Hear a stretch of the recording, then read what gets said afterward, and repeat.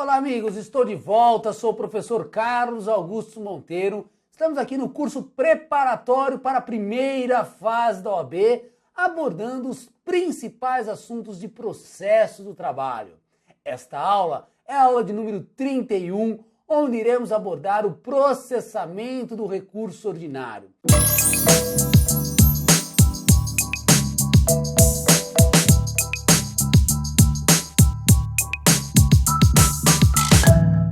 Recurso ordinário, aula passada falamos, é cabível nas duas hipóteses do artigo 895. E ao ser interposto o recurso ordinário, ele é endereçado para o juízo ACO, ou melhor, para o juiz que proferiu a decisão.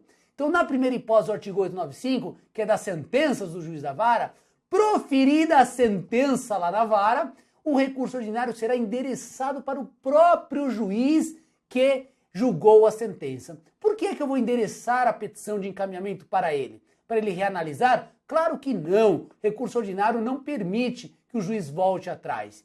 Eu vou endereçar a petição do recurso para ele exercer o chamado primeiro juízo de admissibilidade. Ele irá analisar se os pressupostos do recurso, se os pressupostos extrínsecos dos recursos estão preenchidos. Ele vai verificar se é tempestivo, se está o preparo, se as custas foram recolhidas. Ele vai analisar todos aqueles pressupostos que nós já vimos. Se tudo estiver ok, ele dá um despacho, profere um despacho mandando processar esse recurso. Intima a parte contrária para apresentar contra-razões e o processo vai para o tribunal. Chegando no tribunal, o processamento do recurso ordinário irá observar o regimento interno do tribunal, exceto nas causas sujeitas ao procedimento sumaríssimo. Porque nas causas nas causas que tramitam pelo procedimento sumaríssimo, será observada a CLT. A CLT trouxe a regra do processamento do recurso ordinário quando for rito sumaríssimo. E esse processamento está todo lá no parágrafo 1º do artigo 895.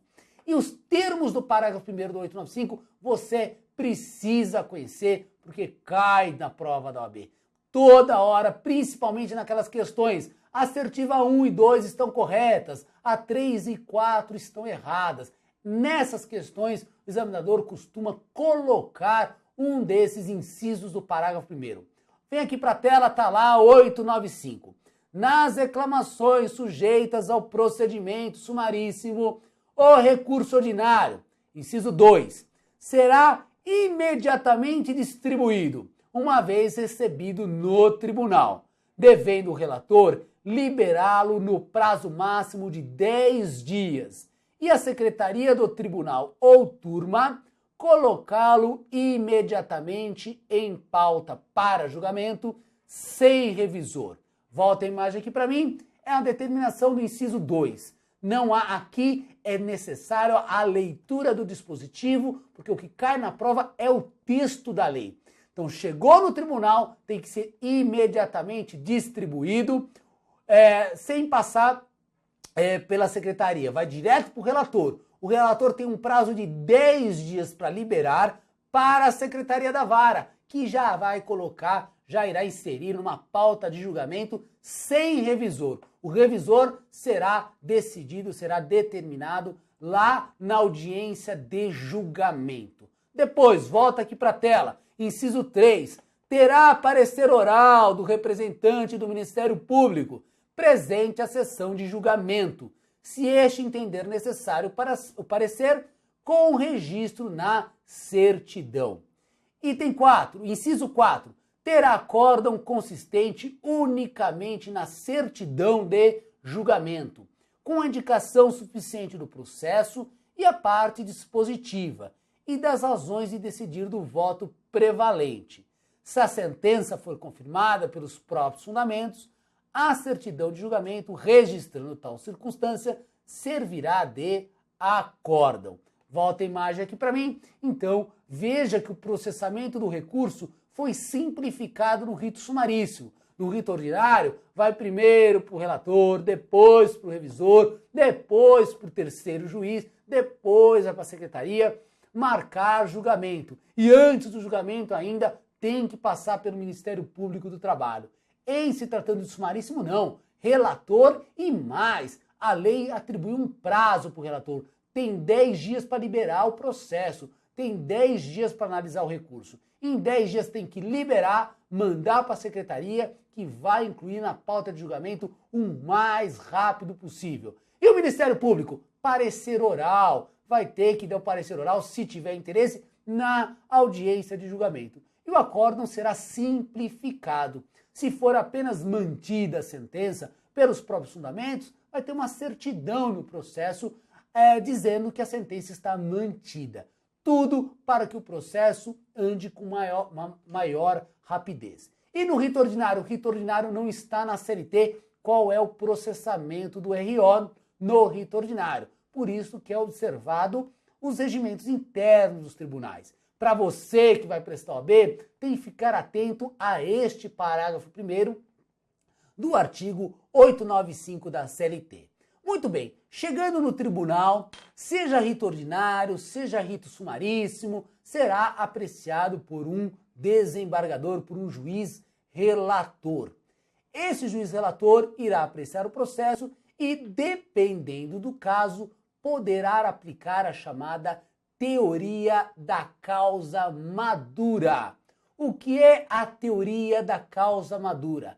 É aquela prevista no parágrafo 3º do artigo 515 do CPC. Coloca aí na tela. Olha o que diz o parágrafo 3º do 515. Nos casos de extinção do processo sem julgamento do mérito, artigo 267, o tribunal pode julgar desde logo a lide se a causa versar questão exclusivamente de direito e estiver em condições de imediato julgamento. Volta a imagem aqui para mim. Significa dizer, se o juiz da vara acolhe uma preliminar e extingue sem julgamento do mérito, a parte recorre.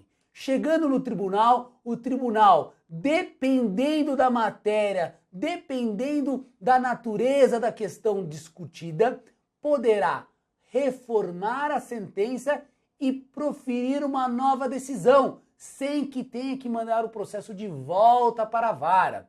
Via de regra, quando isso ocorre, o tribunal tem que mandar o processo voltar para a vara reanalisar, analisar o mérito, analisar os demais pedidos da lei decorrente para evitar a chamada supressão de instância.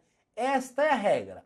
Agora, se tiver a hipótese do parágrafo 3º, ou seja, que causa que versar de matéria exclusivamente de direito, e ainda estiver em condições de imediato julgamento, pode o tribunal pular esta parte, pode o tribunal deixar de determinar a devolução dos autos para a vara e proferir imediato julgamento. Então, cuidado com essa pergunta.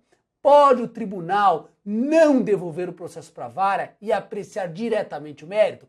Pode, apenas na hipótese do parágrafo 3º do artigo 515 do CPC. É o que a doutrina chama de teoria da causa madura. Ok? Volta aqui para a tela. Parágrafo 4º do 515 estabelece que, constatando a ocorrência de nulidade sanável, o tribunal poderá determinar a realização ou renovação do ato processual, intimadas as partes. Cumprida a diligência, sempre que possível, prosseguirá o julgamento da apelação. Volta a imagem aqui para mim. O parágrafo 4º permite que o tribunal, ao verificar uma nulidade, ele tome medidas para sanar esta nulidade e, assim, evitar a anulação do processo. Então, se é possível sanar a nulidade em grau de recurso, o tribunal assim deve proceder conforme determina o parágrafo 4º do 515. Ok? Com isso, a gente termina o processamento do recurso ordinário, chamando atenção aí para o rito sumaríssimo, porque está na lei. Então, parágrafo 1º do artigo 895 vai ser perguntado para você. E você também não pode esquecer da teoria da causa madura. Na próxima aula, continuamos a falar do recurso ordinário. Iremos tratar mais especificamente da decisão monocrática proferida no tribunal. Até lá!